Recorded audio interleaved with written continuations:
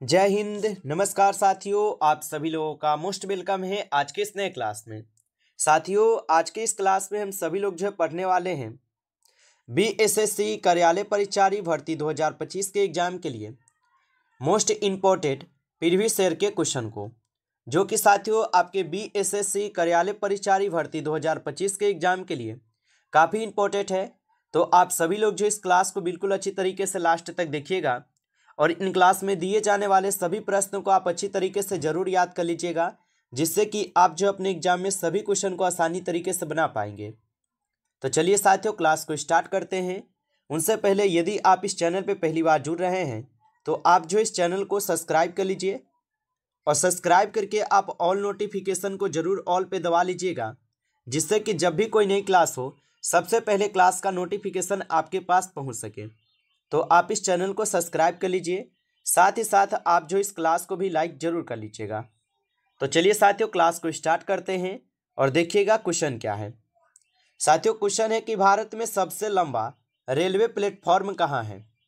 साथियों, ये सभी क्वेश्चन जो है ना काफ़ी इंपॉर्टेंट और सेलेक्टेड क्वेश्चन लिए गए हैं और ये सभी प्रश्न आपके एग्जाम में साथियों 100% देखने को मिलेंगे। आप लोग अच्छे से इन प्रश्नों को याद कर लीजिएगा और बताइएगा साथियों कि भारत में सबसे लंबा रेलवे प्लेटफॉर्म कहाँ पर है। तो साथियों याद रखेंगे गोरखपुर में। ऑप्शन सी लगा रहे हैं तो सही जवाब है आपका गोरखपुर में है। और नेक्स्ट क्वेश्चन देखिएगा, क्वेश्चन है आपका कि प्रथम एशियाई खेल कहाँ हुए थे। चलिए बताइएगा यहाँ पर आप आंसर क्या होगा कि प्रथम एशियाई खेल जो है कहाँ पर हुए थे। तो आप याद रखिएगा प्रथम एशियाई खेल होता है कहाँ पर, नई दिल्ली में। ऑप्शन ए यहाँ पर आपका सही जवाब हो जाएंगे, नई दिल्ली में, याद रखेंगे। अगला क्वेश्चन यहाँ पर आता है कि रेशम का उत्पादन करने वाला प्रथम देश कौन था। तो रेशम का उत्पादन करने वाला प्रथम देश कौन था। तो साथियों याद रखिएगा चीन। ऑप्शन यहाँ पर बी लगा रहे हैं तो सही जवाब है आपका चीन हो जाएंगे। नेक्स्ट क्वेश्चन देखिएगा, क्वेश्चन है आपका कि अमर्त्य सेन को नोबेल पुरस्कार किस क्षेत्र में दिया गया था। तो अमर्त्य सेन को नोबेल पुरस्कार जो है उनको अर्थशास्त्र के क्षेत्र में दिए जाते हैं, आपको पता होगा। ऑप्शन सी हो जाएंगे सही जवाब। अगला क्वेश्चन देखिएगा, क्वेश्चन है गोदान जो है ये किसने लिखी थी। चलिए साथियों बताइएगा, ये सभी प्रश्न साथियों आपको काफ़ी इंपॉर्टेंट और वीवीआई सेलेक्टेड क्वेश्चन करवा रहे हैं और आपके पेपर में साथियों 100% ये सभी प्रश्न आपको देखने को मिलेंगे। आप लोग अच्छे से इन प्रश्न को याद रख लीजिएगा और बताइएगा कि गोदान किसने लिखी थी। तो गोदान को लिखे थे प्रेमचंद्र। ऑप्शन ए जो है यहाँ पर आपका सही जवाब है, प्रेमचंद्र हो जाएंगे। अगला प्रश्न देखिएगा, क्वेश्चन है कि 2 अक्टूबर का महत्व इस कारण है। तो 2 अक्टूबर का महत्व किस कारण हो जाएंगे। तो लाल बहादुर शास्त्री जयंती हम लोग मनाते हैं ना 2 अक्टूबर को, इसीलिए है। तो ऑप्शन डी हो जाएंगे सही जवाब। अगला क्वेश्चन देखिएगा, क्वेश्चन है कि भारत में अंतरिक्ष कार्यक्रम कब प्रारंभ हुआ था। तो भारत में अंतरिक्ष कार्यक्रम जो है ये प्रारंभ होते हैं 1962 में। ऑप्शन ए सही जवाब है, 1962 में हुआ था, आप याद रखेंगे। अगला यहाँ पर आपका प्रश्न है कि विश्व की सबसे लंबी नदी कौन सी है। चलिए बताइएगा साथियों आप सभी लोग, विश्व में सबसे लंबी नदी कौन सी है। तो नील नदी आप लोग लगा देंगे, बिल्कुल सही जवाब हो जाएंगे यहाँ पर ऑप्शन डी, नील नदी जो विश्व की सबसे लंबी नदी है। चलिए आगे देखेंगे, क्वेश्चन है राष्ट्रीय कैलेंडर प्रारंभ होता है। तो राष्ट्रीय कैलेंडर जो है ये चैत्र के प्रथम में ही होते हैं। तो ऑप्शन ए हो जाएंगे यहाँ पे सही जवाब, याद रखेंगे। अगला यहाँ पर आपका प्रश्न है काली क्रांति का संबंध जो है ना किससे है। तो काली क्रांति का आप संबंध याद रख लीजिएगा, पेट्रोलियम उत्पादन से है। तो ऑप्शन यहाँ पर क्या है, सही जवाब सही हो जाएंगे, याद रखेंगे।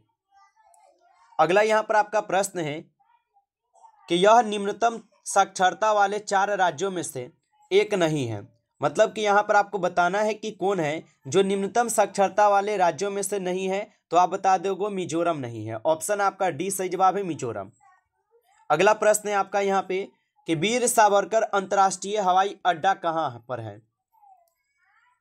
तो वीर सावरकर अंतर्राष्ट्रीय हवाई अड्डा कहाँ पर है। तो याद रखेंगे पोर्ट ब्लेयर में है। ऑप्शन यहाँ पर आप लोग का बी सही जवाब है, पोर्ट ब्लेयर। अगला प्रश्न देखिएगा साथियों, क्वेश्चन है कि किनका नाम रुद्रबीना से जुड़ा हुआ है। तो रुद्रबीना से किनका नाम जुड़ा हुए हैं। तो असद अली खान का जुड़ा है, आप याद रखेंगे असद अली खान होगा। नेक्स्ट क्वेश्चन देखिएगा, आपका क्वेश्चन है कि डाक सेवा आरंभ करने वाला प्रथम देश था? चलिए साथियों बताइए। और साथियों आप लाइक नहीं किए हैं इस क्लास को, तो आप जरूर इस क्लास को एक बार ज़्यादा से ज़्यादा आप लाइक कर लीजिए। और चैनल पे पहली बार जुड़ रहे हैं साथियों, तो आप इस चैनल को सब्सक्राइब कर लीजिए, ताकि जब भी कोई नई क्लास हो सबसे पहले क्लास का नोटिफिकेशन आपके पास पहुंच सके। तो आप इस चैनल को सब्सक्राइब करके आप ऑल नोटिफिकेशन को ऑल पे दबा लीजिएगा। अगर आपको अभी तक पीडीएफ नहीं मिला है रिवीजन के लिए, तो आप कमेंट करके हमें जरूर बताइएगा साथियों, ताकि आपको भी पीडीएफ हम सेंड कर दें और आप रिवीजन कर पाए। और बताइएगा कि डाक सेवा आरंभ करने वाला प्रथम देश कौन था?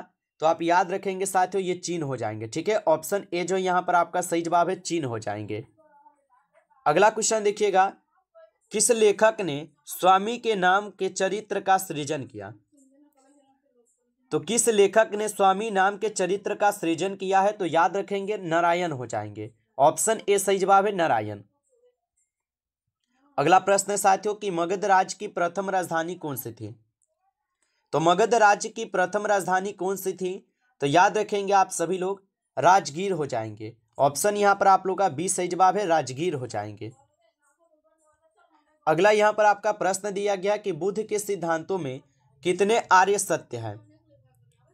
तो बुद्ध के सिद्धांत में कितने आर्य सत्य हो जाएंगे? तो याद रखेंगे बुद्ध के सिद्धांत में 4 आर्य सत्य बताए गए हैं। ऑप्शन यहां पर सी सही जवाब है, 4 हो जाएंगे। अगला यहां पर प्रश्न है कि किस सिख गुरु ने खालसा पंथ की स्थापना की थी? बताइएगा साथियों कि किस सिख गुरु ने खालसा पंथ की स्थापना की थी? तो आप याद रख लीजिएगा, गोविंद सिंह किए थे। ऑप्शन यहां पर क्या है, सी सही जवाब है, गोविंद सिंह। अगला प्रश्न यहां पर आपका आता है कि सौर मंडल का सबसे बड़ा ग्रह है? बताइए साथियों कि सौर मंडल का सबसे बड़ा ग्रह कौन हो जाएंगे? तो बृहस्पति ग्रह जो है ये सौर मंडल का सबसे बड़ा ग्रह है, आप इसको याद रखेंगे। अगला प्रश्न आप लोग का आता है कि समुद्री जल की लवणता का ग्राम 100 ग्राम से डैश है? तो ये हो जाएंगे साथियों 35। ठीक है, याद रखेंगे 35 हो जाएंगे। ऑप्शन बी सही जवाब है। अगला प्रश्न है कि किस राजनीतिक नेता का उपनाम टीपू है? चलिए साथियों बताएंगे कि किस राजनीतिक नेता का जो है नाम जो है उपनाम हो जाएंगे टीपू। तो साथियों याद रखिएगा यहां पर आपका सही जवाब क्या हो जाएंगे? तो यहां पे इस क्वेश्चन का आपका सही जवाब ऑप्शन बी हो जाएंगे, अखिलेश यादव। ऑप्शन यहां पर क्या है, तो बी सही जवाब है, अखिलेश यादव हो जाएंगे। अगला प्रश्न आता है कि वायु में ध्वनि तरंगे हैं? बताएंगे साथियों कि वायु में जो है ये ध्वनि तरंगे हो जाएंगे। तो वायु में जो ये ध्वनि तरंगे साथियों ये आपके हो जाएंगे अनुदैर्घ्य तरंगे। ऑप्शन ए सही जवाब है, अनुदैर्घ्य तरंग होंगे। अगला प्रश्न आपका आता है कि पृथ्वी के केंद्र पर 9 का मान है? तो पृथ्वी के केंद्र पर 9 का मान 0 हो जाते हैं। ऑप्शन यहां पर क्या होगा, डी हो जाएंगे, 0 हो जाते हैं, आप याद रखेंगे। चलिए अगला प्रश्न देखेंगे। क्वेश्चन है कि ऊर्जा का नवीकरणीय स्रोत? बताइए तो ऊर्जा का नवीकरणीय स्रोत कौन हो जाएंगे? लकड़ी। लकड़ी क्या है, तो ये ऊर्जा का नवीकरणीय स्रोत है, आप इसको याद रखिएगा, ये पूछे जाएंगे। अगला प्रश्न आपका आता है ऊर्जा का हासित हो रहा स्रोत है? तो ऊर्जा का हासित हो रहा स्रोत कौन हो जाएंगे? तो जीवाश्म ईंधन हो जाएंगे। ऑप्शन डी करेंगे सही जवाब, यहां पर जीवाश्म ईंधन होगा। अगला प्रश्न आपका आता है कि लकड़ी में सी की प्रतिशत मात्रा क्या है? तो लकड़ी में सी की प्रतिशत मात्रा होती है आपके कितने? तो आप बताएंगे 73। ठीक है, यहां पर क्या हो जाएंगे, डी हो जाएंगे, 73% होते हैं, आप इसको याद रखेंगे। अगला प्रश्न है किसका ऊष्मीय मान सर्वोच्चतम है? तो किसका ऊष्मीय मान जो है ये सर्वोच्चतम हो जाएंगे? तो कोक का जो है ऊष्मीय मान जो है सर्वोच्चतम होते हैं, आप याद रखेंगे। नेक्स्ट क्वेश्चन आपका आता है कि किस अयस्क का भर्जन किया जाता है? चलिए बताइएगा आप सभी लोग कि किस अयस्क का भर्जन किया जाता है? तो आप याद रखेंगे जिंक ब्लेंड का क्या है, तो भर्जन किए जाते हैं, आप याद रखेंगे।